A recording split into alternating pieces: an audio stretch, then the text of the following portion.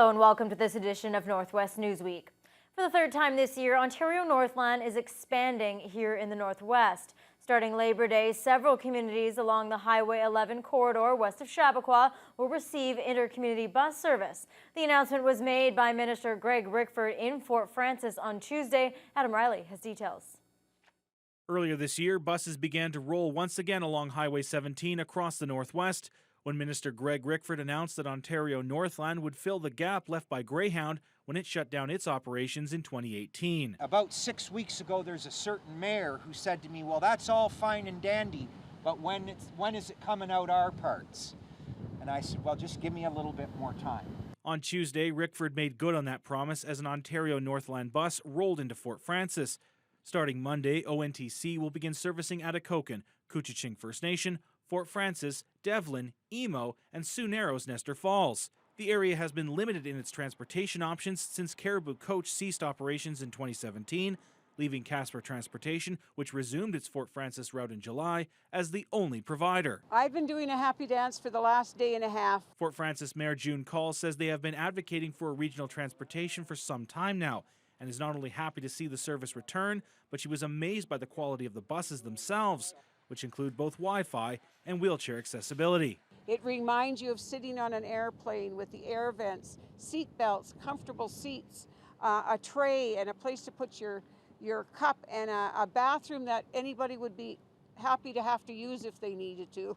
Couchiching Chief Brian Parole says First Nations are a key part of the region, and being recognized with an actual stop on the route will give members of his community more of an advantage. A lot of our people don't have vehicles, so this the bus service that used to be here years ago, I mean, people depended on that, and now it's coming back. Rickford acknowledges that some communities along the west end of Highway 11, including Lake of the Woods Township, Morley, Stanley, and Rainy River, are not on the route, but he believes this could provide opportunities for private operators to expand.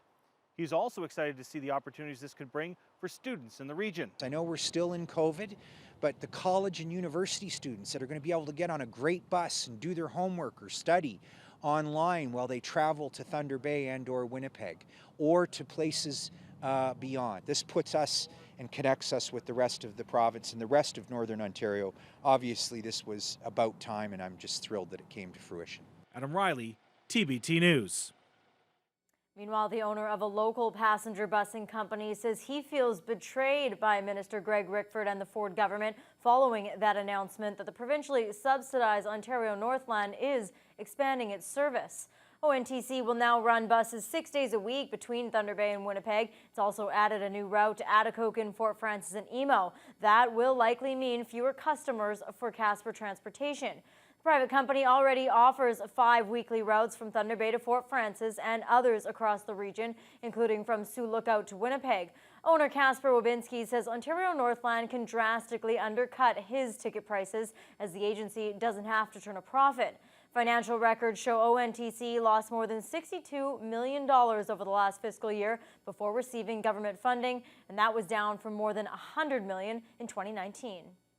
It's not fair that a tax-paying business has to play by one set of rules, and then the government has a whole separate set of rules for government agencies. At bare minimum, they should be forced to break even. There's no need for ONTC to be losing $62 million. At bare minimum, they should be mandated to not to lose money and break even, and they could easily do that by just making their pricing what it's supposed to be. Now, some people may not be happy about that, but somebody else has to pay for it. Minister Greg Rickford claims there's still an opportunity for the private sector to fill the remaining transportation gaps in the Northwest. Wabinski says there aren't enough riders to make other routes financially viable, but he has no plans to close his doors or cancel any existing routes. An accidental movement of fuel levers is the probable cause of a plane being forced to land on a lake next to the Edmonton First Nation last summer, according to the Transportation Safety Board. The modified Douglas DC-3, operated by North Star Air, was taking off from the remote community in the early morning of June 21, 2019. The TSB says both engines simultaneously lost power and the plane was forced to make a water landing on Yebit Lake. No injuries were reported as the 2 crew members on board escaped through the main cabin door. In its report, the TSB says sounds captured from the cockpit voice recorder suggest that after lifting the landing gear control handle, the co-pilot's left hand may have inadvertently moved the fuel control levers into the stop position, causing the power loss. Due to the low altitude, the pilots were unable to relight the engines to avoid the splash landing. The probe also revealed the latest pre-flight checklist was not on board the aircraft, which led to multiple issues, including the pilot's inability to relight the engines. The TSB concludes that it is unaware of any safety action taken towards the incident. North Star Air has not responded to a request for comment. After nearly 3 weeks in Thunder Bay, forest fire evacuees from Edmonton First Nation returned home this week, and organizers say the process to get everyone COVID tested and cleared to board the plane worked very well and efficiently. Michael Mohorovic reports. This was the second of 3 flights leaving Thunder Bay Airport on the first day of trips home for Edmonton First Nation evacuees. Their day began at the Victoria Inn, and after a temperature check, COVID swab, and luggage weigh-in, they boarded a bus to the airport. Because the amount of people we have to move and the delays that could cause, say some of the paperwork for the requisitions to do the test swab, all that information is done in advance. So any paperwork, the airline representative is here. They have to do the screening, the questions. So we're doing everything as efficient as we can. The process set up by community leaders and Thunder Bay Fire Rescue staff made boarding flights home quick and efficient. During the first day, no problems arose. The first flight, scheduled for 10 a.m., left at 10:04. The second flight, scheduled at 1 in the afternoon, left at 1:07. So far, the team we've got in place has pretty effectively been able to put in a process that has been able to load up some folks, get them properly tested and screened to be able to go back to the community. So yeah, we've got a good team with Spear North EMS helping out on scene doing COVID testing, and our own fire crews supporting that, along with Matawa helping out as well. This is just the first day with flights scheduled to return to the community. As of now, all evacuees are being scheduled to be back no later than Wednesday night, but there is a contingency plan if there are any delays. Right now, the plan is firmed up into the end of the day Wednesday, and then Thursday will be our day to be able to address any extra needs. We try to match so that the whole household goes all at once. It's easier for our team there as well in the community. So this time around, whole family units will be returning all at once.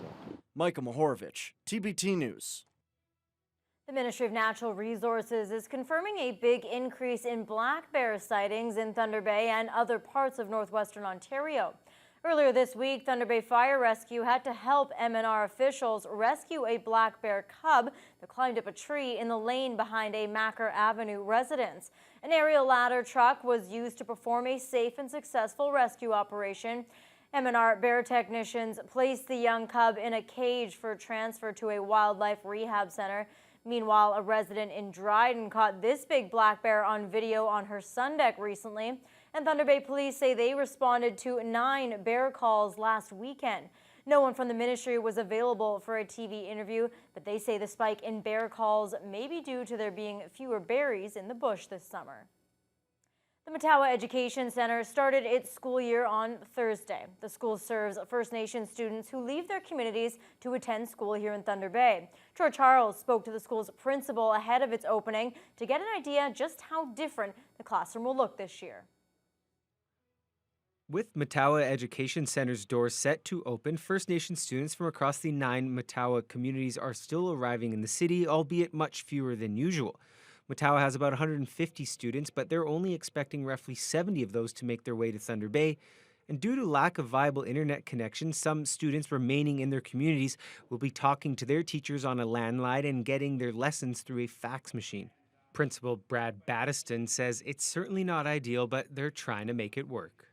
With our students, some live in town, and we'll be doing homeschooling with them as well. So we are covered for every scenario in offering the services, whatever the student and the family are comfortable with in proceeding. Now, again, not all of it's as effective as, you know, each method varies in its effectiveness or success, but somehow, some way, we are getting that support to our students.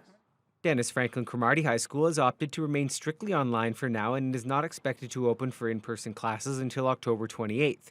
Here's what Battiston had to say about Matao's decision and why their situation differs. This was the decision for us to operate the way we are was, you know, came from our leadership, came from the community level, and for us, we have enough PPE, you know, supplies to open. And because we don't operate in the traditional school sense of like credit delivery or course delivery, we have that flexibility in programming to accommodate the different needs. As seen here, all classrooms have been adjusted for safe social distancing. All staff and students who will be using the school building will be required to wear masks, as Matao has been working closely with the district health unit and will be following all health and safety protocols put forth by the Ministry of Education. Troy Charles, TBT News. Students with the area's French school board returned to the classroom Thursday for the first time since early March. The Aurora Borealis School Board is the first in the Thunder Bay area to have their schools open.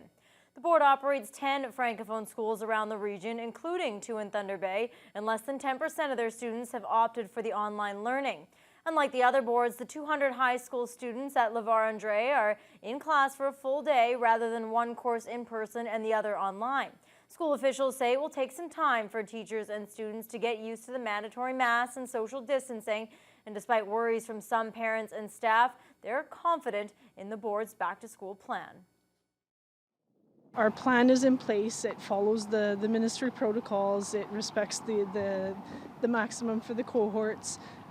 We have lots of hygiene reminders and routines in place for the kids. We have physical distancing protocols in place. So we have everything in our plan that makes us confident that the reopening of the schools will go well. Major Levesque says having fewer students per school helped allow them to open this week rather than next Tuesday like the Lakehead and Catholic school boards. Coming up after the break, we get a look at the aftermath of last month's forest fire that forced thousands from their homes in Red Lake.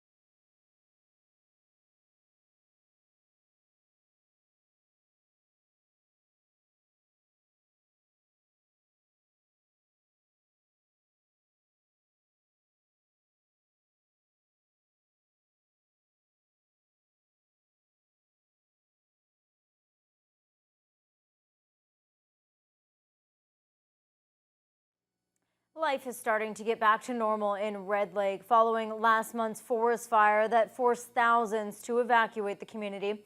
The fire, known as Red Lake 49, came 40 years after another vicious fire threatened the community.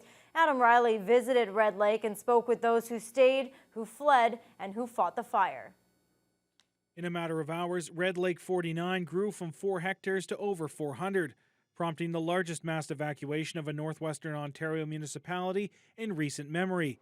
Red Lake Mayor Fred Moda called the situation challenging.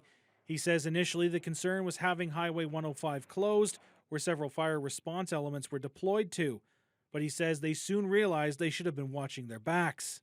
As it turns out, the fire was contained from that end, but up towards our other community of Madsen, you can see where the fire actually jumped the highway, which is 618, and it burned hydro lines, it burned telephone lines, and again, it came in within 2 kilometers of the west end of Red Lake. Moda adds the cause of the fire is still under investigation. Many of the fire images seen on social media and television were taken from the Highway 618 area. But while many saw those images on screen, Madsen resident Kathy Kazmarek got to see it up close, which reminded her of a similar fire which threatened the district in 1980. This might have been a little worse because we had to go quickly. And you had to decide, because you can only take what you can get in the car. So I kept on thinking I've got a lot of antique things, like my grandmother's stuff and stuff like that. It really scared me because I thought it was going to be gone. Kazmarek was among some 3,000 residents evacuated that first night, according to Moda. He says in the following days, other residents were flown out and described the atmosphere in Red Lake as that aspect of the evacuation was carried out. By Wednesday morning, in Balmertown, out the Koshner Way, and definitely in Red Lake, there was smoke filled throughout the air. You could hardly see any for farther distances than maybe 200-300 yards. Working alongside Moda and other officials was Ministry of Natural Resources and Forestry Fire Information Officer Jonathan Scott. He says the fire was a close call, and for a time it was touch and go until good fortunes arrived. Well, we were lucky, like the fire was still 3 kilometers from, the Red Lake town site, and also 3 kilometers from the main power lines to Red Lake. And then once we received rain, that really helped with suppression activities. Just over my shoulder is Highway 618, which just a few weeks ago was packed to the brim with frightened residents fleeing the flames of Red Lake 49. The fire has been declared 100% contained, but looking around the area, you can clearly see that its impacts on the terrain around Red Lake will be seen for several years. Adam Riley, TBT News. The auction of equipment from the former Resolute Mill in Fort Frances wrapped up this week, hammering the final nail into the coffin on any hope of a restart of the mill's pulp and paper manufacturing abilities. The mill has been idled since 2014 and has finally sold off to River's Edge Developments after a battle by Town Council in 2019 to reopen the facility for production. The online auction was advertised as a multi-million-dollar event and listed several items, including 3 paper machines, wood chippers, fabrication equipment, a wastewater treatment facility, pieces of rolling stock, and electrical equipment. Those who won on bids have until October 1st to remove all items from the mill. Meanwhile, the future of the property remains unclear. Last month, River's Edge and Rainy River First Nations announced a partnership to redevelop the site, stating that in collaboration with the town of Fort Frances, they will work to define the most viable and best end use for the site. The selection process for the location of a safe underground repository continues for the Nuclear Waste Management Organization. There are now just 2 potential sites in the running, one in southern Ontario and one near Ignace. For several years, the NWMO has operated its Learn More Center in Ignace, but due to COVID-19 and the fact that the multi-billion-dollar project could impact surrounding communities, the organization is going mobile. This trailer unit can be taken almost anywhere and set up, allowing visitors to learn about the project with videos, displays, and a model of the proposed facility. Rochelle Davenport is with the NWMO. She says the new unit was unveiled last year and will spend time in both southern and northwestern Ontario. We've had it in Wabigoon. It has visited some Indigenous communities. Again, everything in relation to the COVID safety precautions, We are taking it to Dryden. It will be there sort of mid-September-ish, and going to the Local Services Board of Diamond. It's been in the village of Wabigoon, and then it'll pack up and it's going down south to travel down in that area. The NWMO expects to have a site selected for the underground repository by 2023. New Ignace Mayor Penny Lucas won't say whether she's for or against the project, but she considers it an opportunity for knowledge. As the municipality, of course, just like everybody else, we're still learning about the project itself, what it means, what it could mean for the community, what the safety concerns of the people in the community might be, and how that is being addressed. Coming up after the break, an emotional anniversary for a true Canadian hero.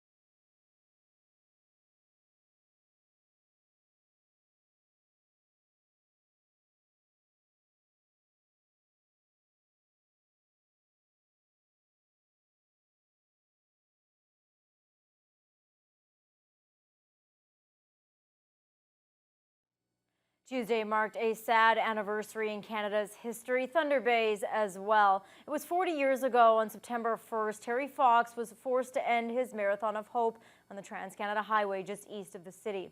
He passed away less than a year later, and the tragic end to the epic journey will always hold strong memories for people who were following Fox's run back in 1980. Jonathan Wilson reports. I recall following Terry's route all the way up here. Don Morrison has been the chair of the local Terry Fox Run for the past 27 years and says Thunder Bay area residents have always had a heartfelt connection to Fox in the Marathon of Hope, even though it's because this is where the historic run came to an unfortunate end. Yeah, we'll always be known as the city where he ended his run. We have the monument here, we have the Terry Fox Highway, so he's a significant part of our community, and we should be proud of that. On September 1st, 1980, Terry Fox was forced to stop several times while running through Shunia because of pain in his chest. He reluctantly asked his team to take him to hospital in Thunder Bay. The next day, he confirmed that the cancer which took his leg had returned. I've got cancer in my lungs, and we got to go home and try and do some more treatment. Dougal Media's Brian Wyatt was among the reporters in the media scrum around Fox's stretcher. outside the Port Arthur General Hospital that day. This was a really emotional day. It was a really, powerful day, and a day that I'll always remember. I can see it in my mind like it was yesterday, and it's 40 years ago. And didn't know at that time, at the age of 22, that I just covered probably the biggest news story that I'll ever cover. All I can say is if there's any way I can get out there again and finish it, I will. And I'd like to thank all the people who were behind me, supporting me and helped me raise money. The Marathon of Hope had raised over $30 million when Fox died on June 28, 1981. The first Terry Fox run was held that September, and the Cancer Fundraiser's 40th running is set for September 20th. Because of COVID-19, there won't be a group run with a mass start this year, and Morrison says people can participate however they like. Well, if you want to do it the day before, the day after, the week before, I would suggest go online, register, hopefully make a donation or get some pledges. Go out and do whatever you want to do, the run, the bike, the walk, and just think about Terry Fox when you do it. I'll be down at Boulevard with my family on the 20th just because I've been doing it for so many years. Special 40th anniversary t-shirts are available by contacting Morrison's office at Edward Jones Investments. Jonathan Wilson, TBT News. That's all for this edition of Northwest Newsweek. Thanks for watching. We'll see you next time.